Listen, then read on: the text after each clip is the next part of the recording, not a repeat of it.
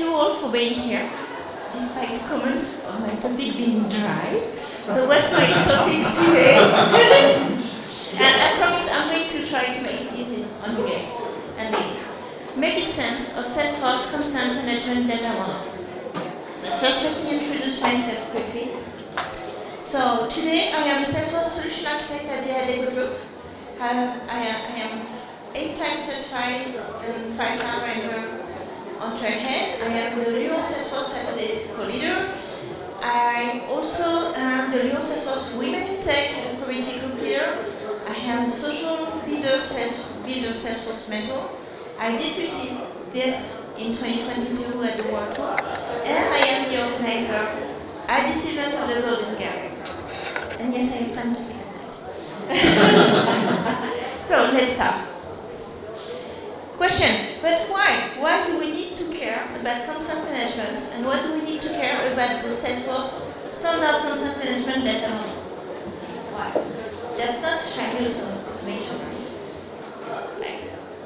That's not flow, that's not a new Apex feature, that's amazing, right? But like my colleague Peter says, GDPR makes it very expensive to follow. And Peter is actually a GDPR expert in Denmark. How expensive is this? How much? Up to 10% of your annual global revenue. 10%. Do you guys feel like you want to be responsible for 10% cost or 10% fine of your company? 10% on 1 year? I don't, personally. So this is why we need to care about the subject. So, brief reminder of what consent is and how it translates to consent management. So consent is freely given, meaning the user has always the choice to consent or not. Captive user is not a user in the capacity of giving consent, and I have an example of that later. Reversible, the user should always have the possibility to revoke their consent. Hello preference centers and unsubscribe links. I think you all know those. Users should always have a clear text that explains what they are consenting to. Always. You've got the checkbox, you've got the text. If you don't get the text near the checkbox, you've got the link to the text. Users should always explicitly express their consent. Translation, no implicit consent. It's not just a notice, because you are on this site, you give the consent for marketing, processing of your data. No, users should always give explicit consent, at least click a checkbox. So, specific, here this is about the geography, and this is about why you're collecting the consent. So you want to think country at the highest level of granularity, and that's what is used for privacy consent, because privacy consent vary according to national laws. Or you also want to think more specific if you have several brands in your company. Or even more specific, if your company uses several channels to diffuse their messages, you can go as granular as well, but you need to be specific. So that is the good example of a consent that is not freely given. What it says is that big splash slide, you need to express your choice. If you accept to give our consent, you can look at the website for free. If you don't, you have to pay. How is that free? It's not. And for a reminder, if you click on the cookie policies, you will land on a page that has more than 20,000 characters of text. How will the user make sense of that?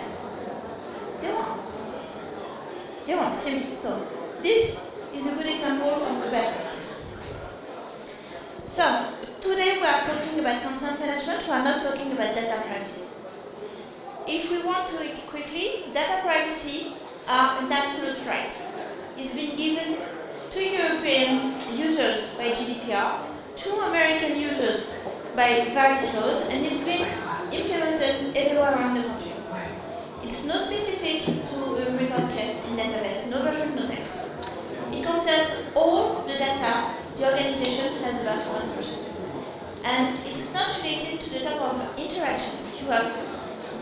have with your company. Consent management. So just like we said, it has to be explicit. So your company needs to ask for the consent and to keep consent conservation. And it can be very granular, not absolute. It can be restricted to time preferences. For example, okay, you give us consent to contact you between 5 p.m. and 5:30. That's how granular it can be. And it depends on the interaction you have with the company. So, if you have a company that deals with persons dealing with their private life, like health insurance, like banking, like health organizations, they will interact as their own. So that will be transactional. Marketing is, I'm dealing with whoever regarding who it is and who they are, and especially they are not expecting my communication. This is not transaction. They just gave me my email, but we are not doing any business. So how does the data model look like? This. Yeah. That was my face when I first saw it.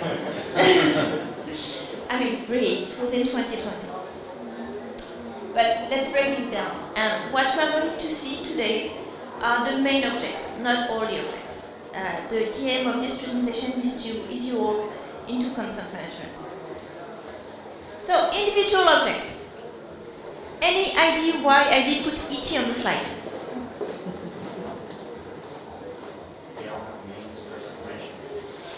Yes and no.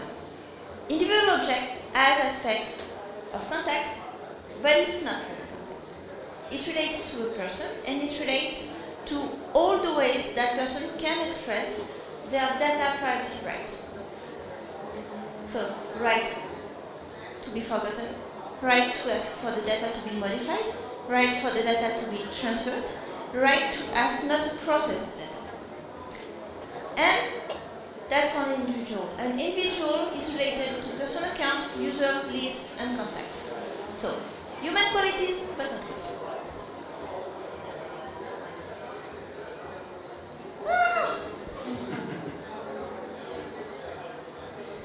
So, authorization from objects. Sorry, they did not charge the images on this one. So, let's go on the granular. Authorization from consent.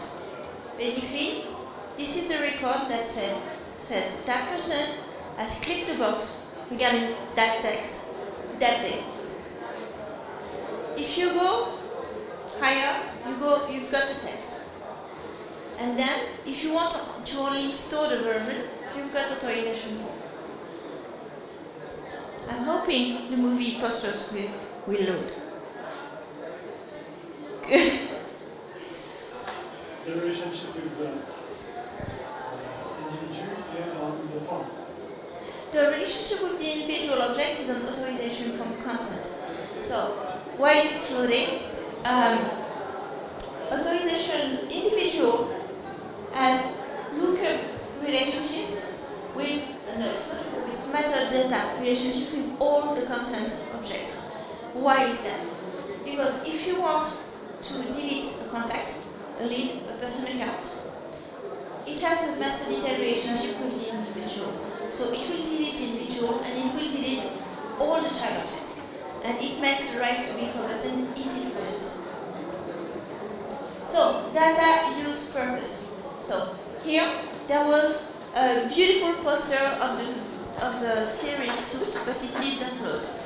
Why did I put Suits on the presentation? Because the characters, they are doing two things during the series. They are trying to understand why people do things and what is their legal basis. And those objects, that's exactly what they are doing. Data use purpose. According to GDPR, you cannot collect data unless you have a legitimate purpose to do it. Meaning, if we're going to a health facility, they don't need to know if I have a car. So that data would not be collected with a right purpose. Data use purpose, that's the reason why you're collecting. You are a bank account, you are a bank institution, United States, you want to know the credit score, obviously. Data use legal basis, this is the legal document based on which you have a data use purpose. Still thinking law, service agreement, health plan, bank loan, for students, study plan. That's it. Make sense?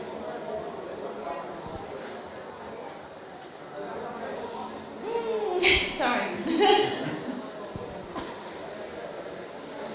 Any question while it's loading? It's normal, it's heavy. Excuse me? It's heavy content. Yes. Any questions? Yes.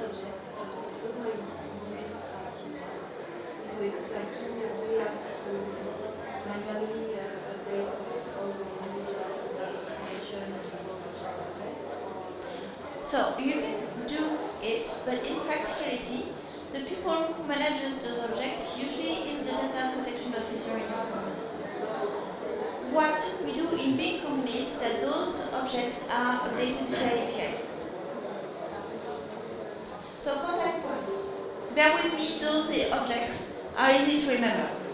Contact points are what you give when you fill a contact object, meaning your phone, your email, your address. And related to those contact points, you have objects, consent objects. So it would be contact point phone, consent. Contact point, address, consent. Contact point, email, consent. And all those consent objects are related back to the individual object with master detail. Sorry, yes? So you talk about the standard fields, for example, but for the custom field, if you create an email custom field, you have to create also the storage for the consentment for this custom field.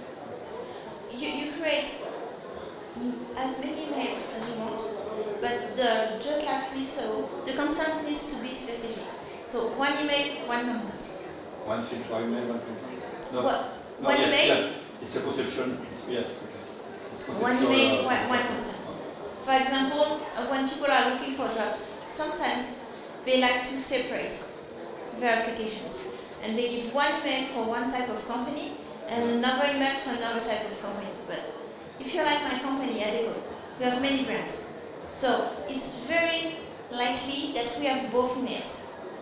But each email will have a specific content. And then we are going to go on the media objects. I'm so sorry this is not loading.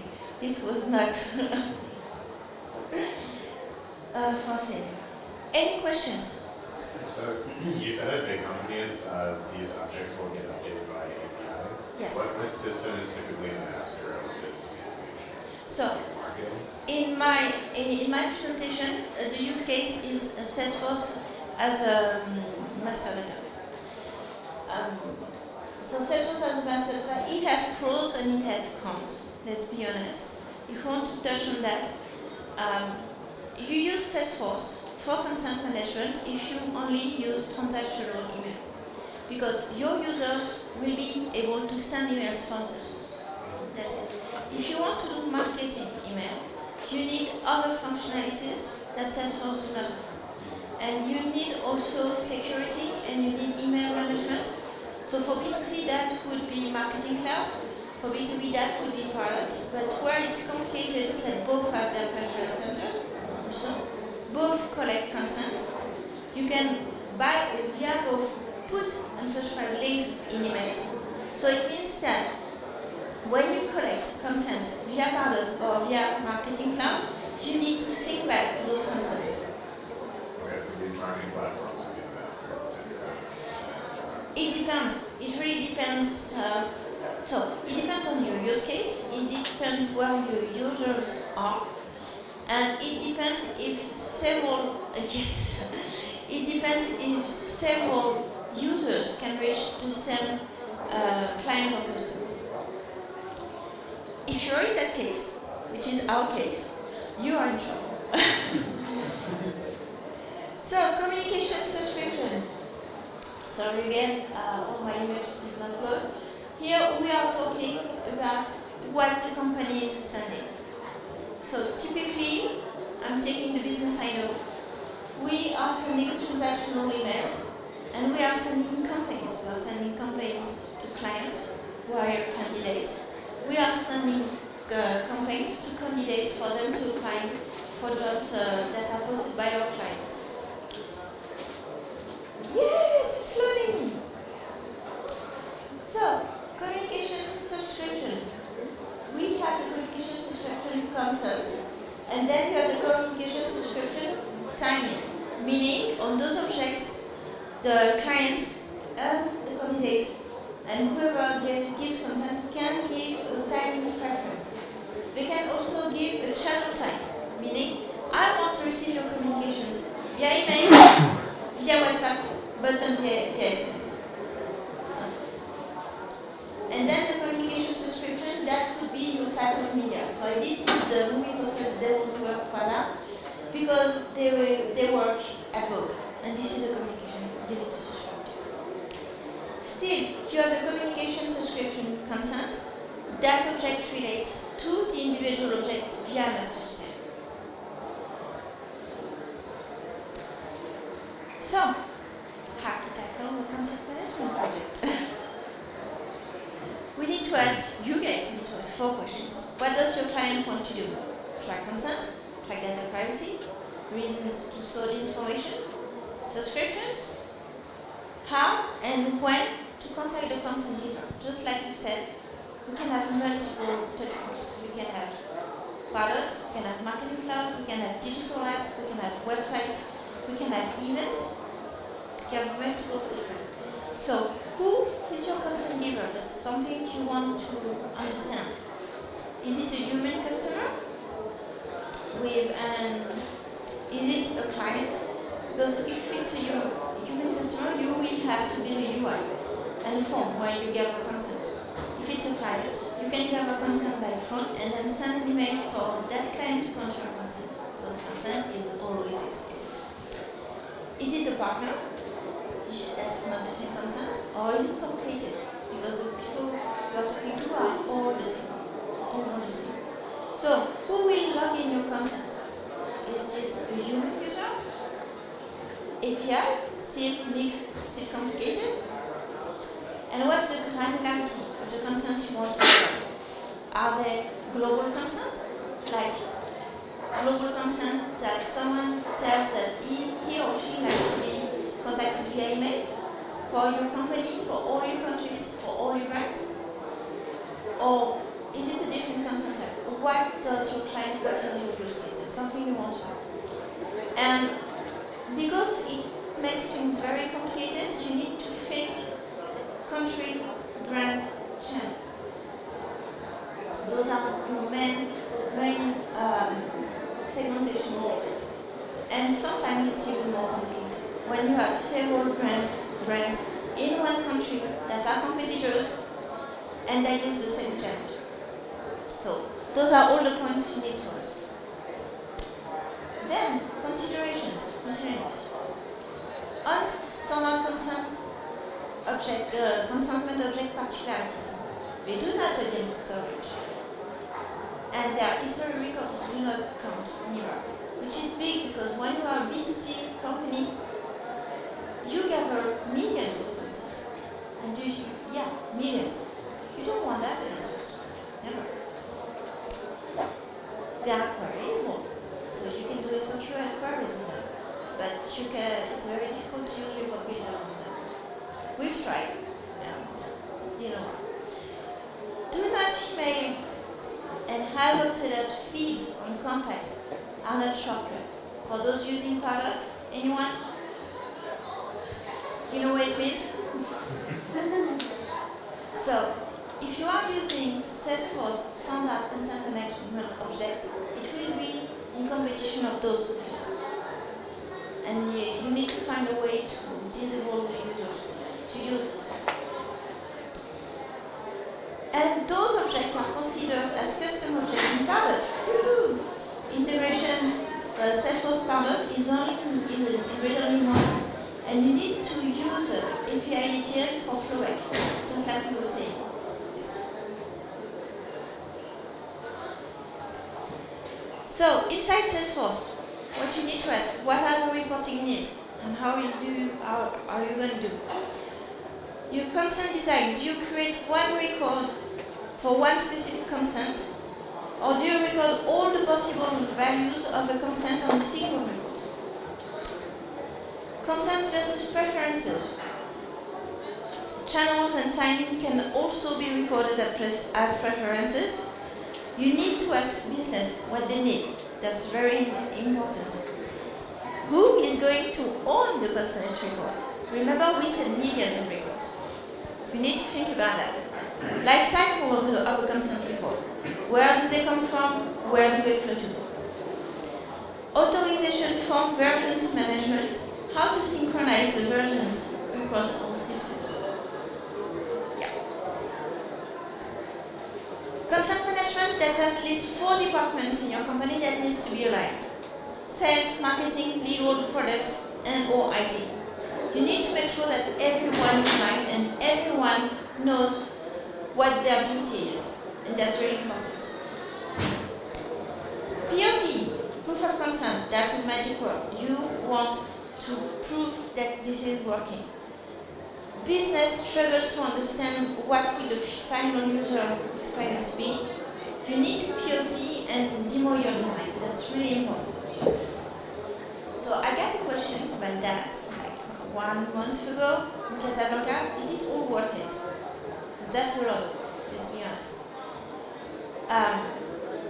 Bottom line, this is a legal requirement. You don't want your company to have any liability because of that. And data privacy breach also has a big impact on your company, a negative impact on your company. Not in terms of being in breach, but also in terms of image to the public. Public does not like companies who are in data privacy breach. And it also hurts the employer brand of your company. People that are candidates are also part of the public. They don't like companies who are in data privacy breach. You need to think about that. And doing it in Salesforce that depends on your business process and where your users are. If the consents go in and out of Salesforce only, this is manageable. If not, just like we said, this is an integration MDM game fault. Considerations 3 outside of Salesforce. So Salesforce is not a data lake. How long do you need to keep the consent records in Salesforce? And how do you do the synchronization with the archiving system? Master data management. Which system is the master of consent records? That's a question you need to ask really quick. And what is for authorization form records also? You need to know where you want to start them. Deletion of consent. Big subject, especially with integrations. How do you design the deletion process? And what is your choice? Do you want real time or not? And if you don't go with real time, because again, millions of records, what is the line you are accepting? Is this 10 minutes? Is this 1 hour? Is this 24 hours? Remember, if someone unsubscribes from a link from Pardot and then receives a mail from that is shot from Salesforce or from the digital app, you have a problem. And that's it. That's my thank you slide. It's beautiful.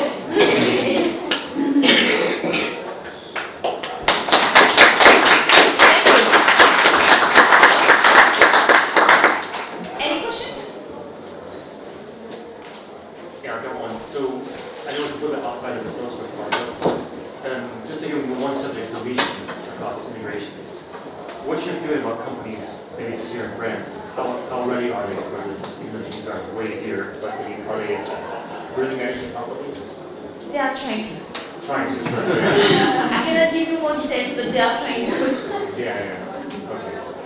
And so maybe authorities might lay off as long as they're trying to make it work, right? It's not easy, I'm sure. No, that's not easy, but up to 2021, the train 2 was enough, at least in France. But now, authorities are looking for a lot. And because there is also capacity management in authorities, they are going for bigger companies first. And then you will scale up to smaller companies. Okay. There's a lot of work out there, actually, to be honest. Yeah. But remember, 10%. 10%, yeah. Good on. You wanted to see diagrams? Yes.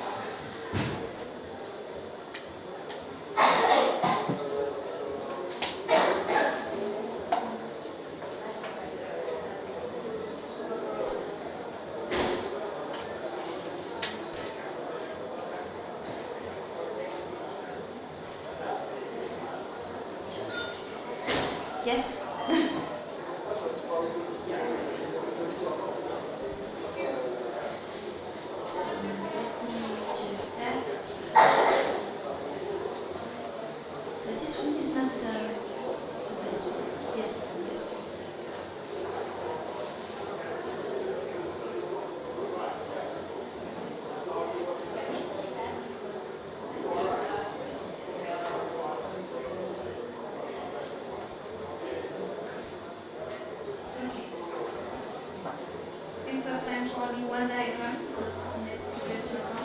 So what do we see here? We see Salesforce. Here, we see the sales user. Here, and the marketing user is up there. Sales user is sending transactional email to client, a person, and to customer acting for a company. Client, customer. That's easy. But then, the company decides also to have a website and a digital app. So, customer gives consent on the one first flow from the website. And then the consent sends back to Salesforce. Same on the digital app. Customer and client give consent on the digital app, and then it flows back to Salesforce. Then we also need to send marketing emails. Marketing emails from Pardot and Marketing Cloud. They both have landing pages for their preference centers, and they both need to flow back to Salesforce. And we also have the backend. We also have the backend. Meaning, when it's flowed back to Salesforce, it needs to flow back to the backend. And that's the use case I was illustrating with Salesforce as a master data for consent management. And this is one way of doing it. This is not saying this is the right way, but according to several architecture principles, one being the system that sends the email needs to collect the consent, or the system that collects the consent. If that system does not have any backend, it needs to flow back to Salesforce. And that's what we're using. If you're looking at that, actually, you can start wondering, okay, my client unsubscribes from Pilot. How long do I want that consent to flow back to the backend? That's one question to ask legal and to ask business. I don't have the answer. The answer I know from my company is that for customers, so persons, we allow 10 minutes, not more. For clients, we allow 24 hours. Any questions?